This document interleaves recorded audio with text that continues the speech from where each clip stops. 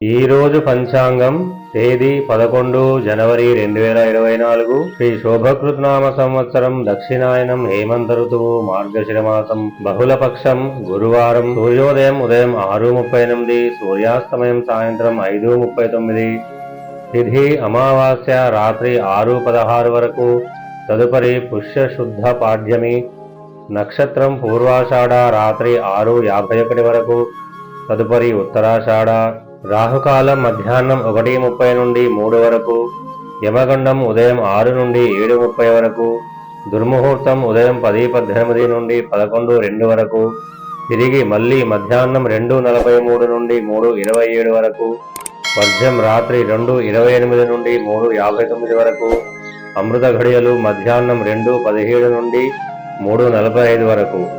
ఈరోజు శుభముహూర్తాలు లేవు. ఈరోజు విశేషం అమావాస్య.